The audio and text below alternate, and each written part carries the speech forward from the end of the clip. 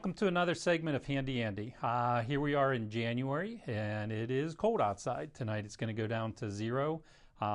Friday, Thursday, Friday, all the rest of this week it's supposed to be some 0, even sub-zero temperatures depending on the wind.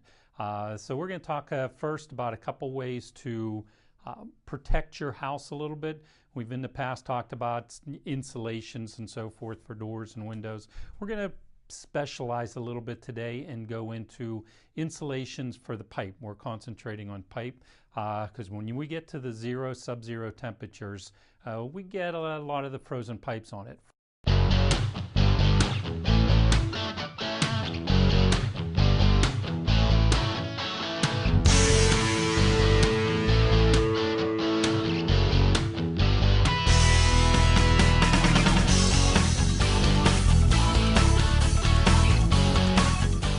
Frozen pipes, the most common places that you get frozen pipes are going to be garages, kitchens, and some bathrooms. And the reason garages you're going to get some frozen pipes is because the garage aren't heated.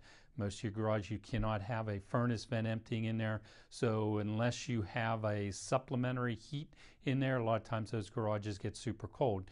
And also, you open the garage door, you're letting the rush of the cold temperature in. It doesn't take much to freeze a pipe like that. Now, in a kitchen, underneath the kitchen sink, the reason a lot of times your kitchen pipes are going to freeze is because that kitchen sink is on an outside wall. So those pipes that are going to the kitchen faucet and dispensers and so forth are on an outside wall. A lot of times those outside walls just aren't insulated, so they get a lot of the extra cold weather. And then same thing in the bathroom. It may be on an outside wall, but may not. A lot of times your tubs are on an outside wall, maybe vanities on an interior wall. So those kind of pipes are the ones that we're really most concerned with. Now, in most of the houses, you're going to have regular copper tubing. There's a couple ways to insulate that copper tubing. Probably one of the easiest is with the long foam pipe insulations, and as you can see, these have a split to them.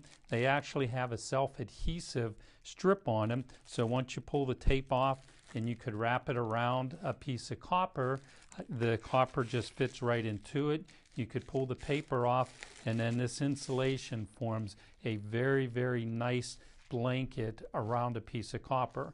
And it doesn't take a lot to insulate piping in the house. Because a lot of times you might just have a little pinhole in a leak in a wall, and that hole in the wall is almost like a laser. The wind will start blowing, it goes through that little hole, and it's like a little laser beam. It's going to hit one spot on a piece of copper tubing, and it's going to cause that copper to freeze right there in the center. So wrapping it around, if this pipe is on an outside wall, make sure you can open the whole pipe up. You can wrap it around the backside, having the sealed section on exposed to the wall itself, and having the opening into the kitchen, into the garage, wherever the case may be.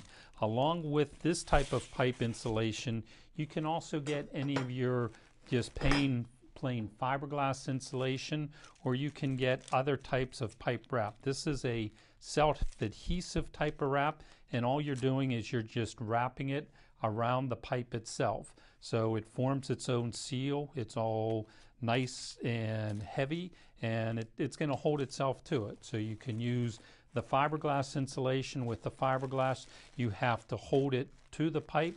This comes with little plastic strips that you can just tie around it. You can use the self-adhesive, or there's a fiberglass type insulation that has a coating over top of it, so it's just not as messy as using plain fiberglass. These are probably your easiest, quickest, simplest ways of insulating pipe that are just pipe wrap, pipe insulation. I want to show you some types of pipe heat cable.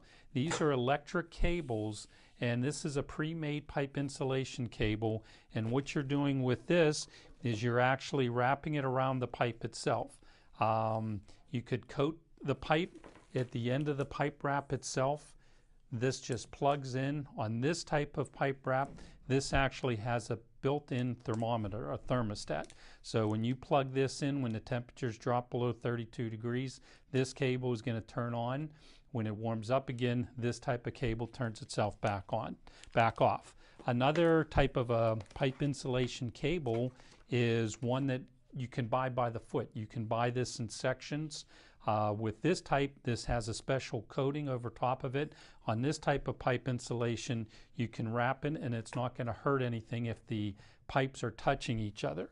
On these pre-made type of pipe wraps, these don't have the heavy jacket on it. You have to make sure that this kind of a pipe heat cable does not touch each other. These are made to just run straight across the top, or you can circle them around it, but it's just the pipe wrap can't touch each other. On this one, it doesn't hurt that it touches each other. And then you get an end to it. The end just snaps onto the end of the heat cable, and once again it has a cord end on it where you're just plugging it in. This one, it operates, there's no thermostat with this, so this one you plug it in, it's on, you unplug it, then it's off again. So there's pros and cons to both types of pipe cabling. This comes in 500-foot rolls, so you can do just about any length of pipe. Your pre-made type of heat cables, these are generally done in smaller sections. You can buy these in 6-foot long, 8-foot long, 10, 12-foot long, but they're pre-done in shorter type of run cables on it.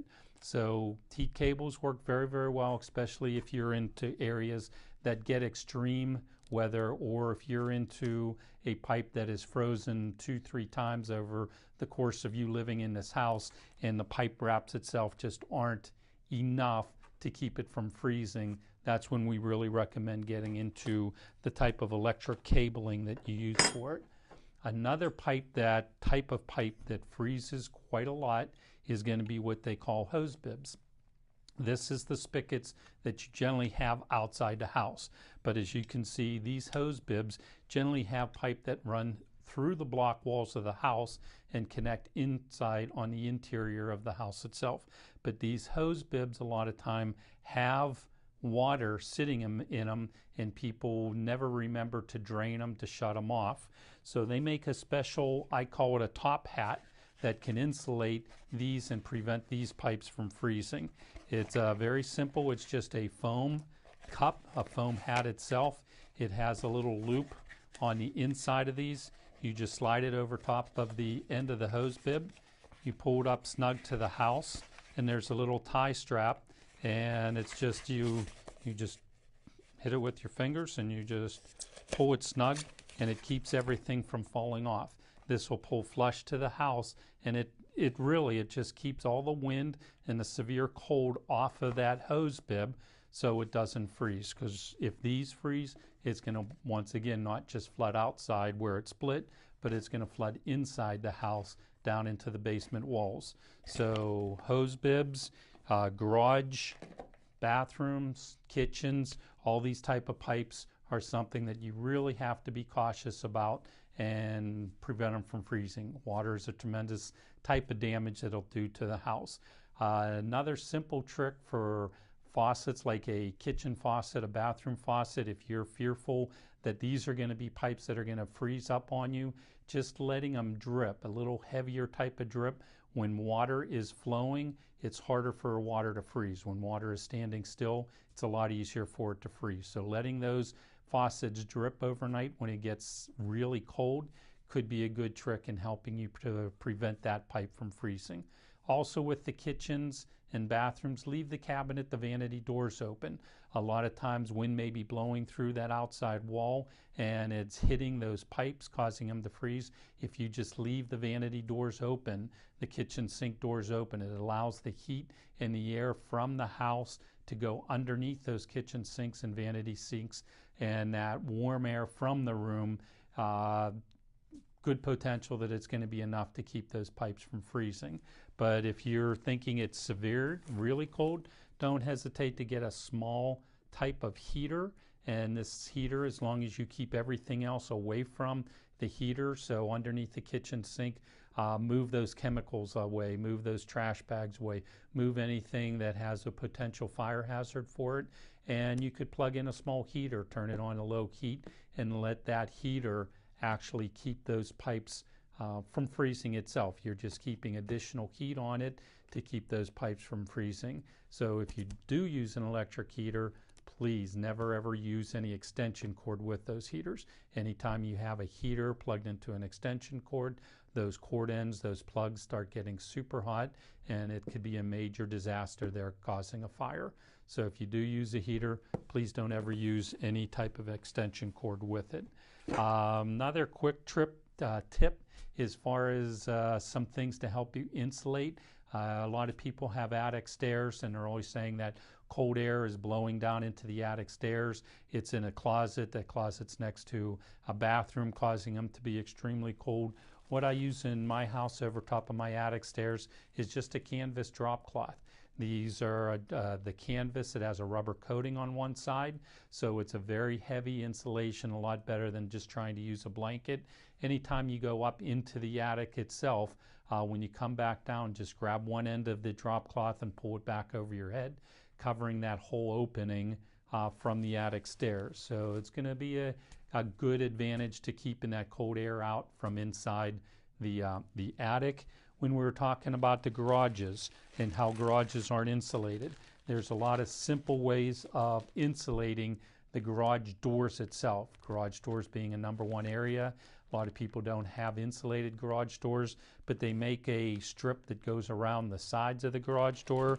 They make special rubber strips that go around the bottom of the garage doors. So if you have the advantage of being able to keep those doors closed, make sure they're insulated. Make sure you have a rubber strip on the bottom and some rubber strips around the sides of the garage door to keep them heavy insulated. And the least amount of times that you can open that door, the better, the safer you are of keeping that heat in the garage and the cold temperatures outside.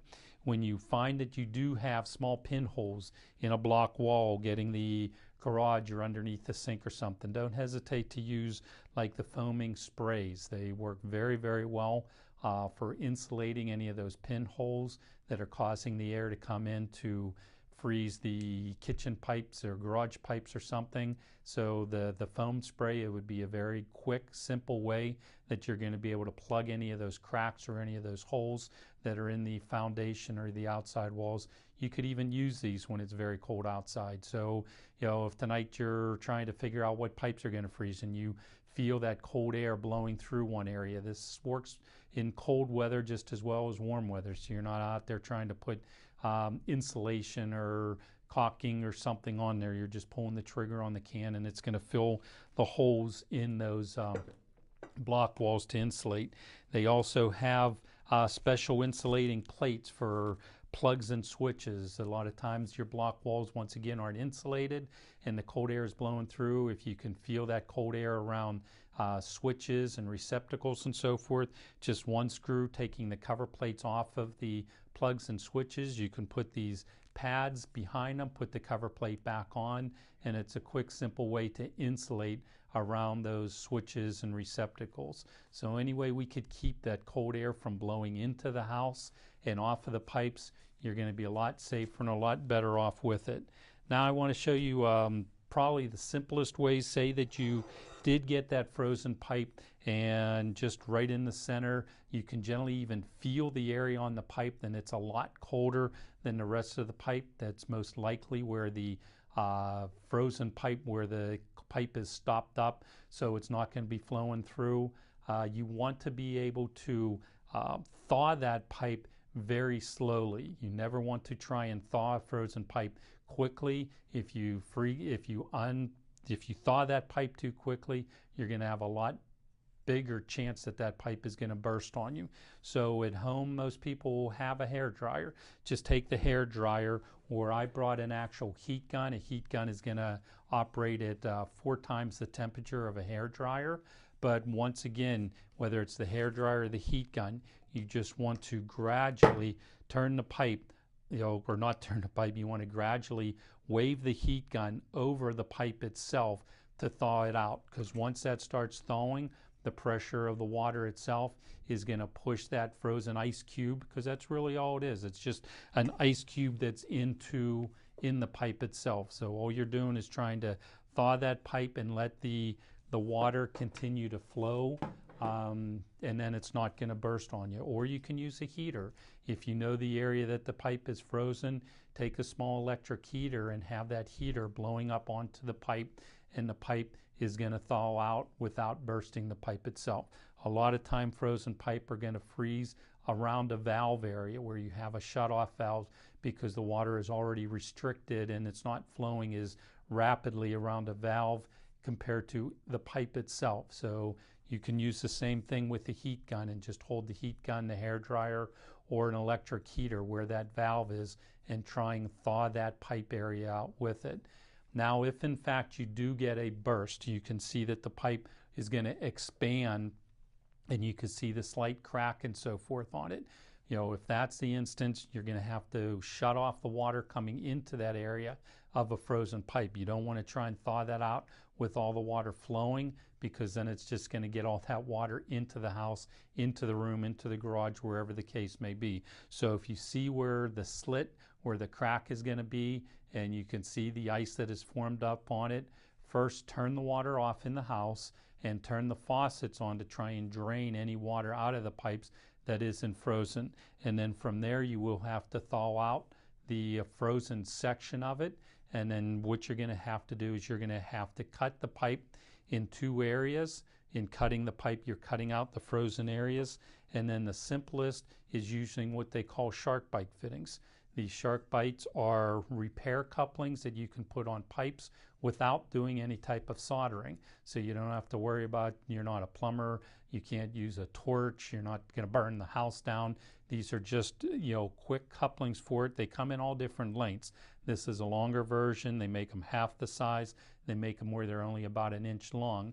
But what you're doing is you're measuring the area you're cutting out, and with these shark bite fittings, they just snap right on. And that's it. You're all done. It's secure. It won't leak. The fitting can actually move, but the fitting is not going to come off on you. So you're snapping it on one end of the pipe, snapping the other end of the pipe into it, and you have a quick fix.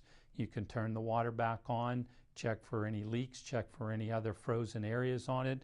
But with these shark bite fittings, it's a very, very simple way of doing a quick plumbing repair, and these are permanent repairs. It's not something that you're just doing this now and you have to come back later and take it off and get the soldering torches out and so forth. These are made to withstand the pressure. These are made to withstand hot water, cold water, whatever the case may be. They are an amazing way for a quick fix on pipe itself. So maybe you want to have a shark bite fitting sitting at home just in case you're in an area that you generally get a frozen piece of pipe. The last thing I want to show you, as far as winter preparedness, a lot of people have diesel vehicles or something that they have to plug in.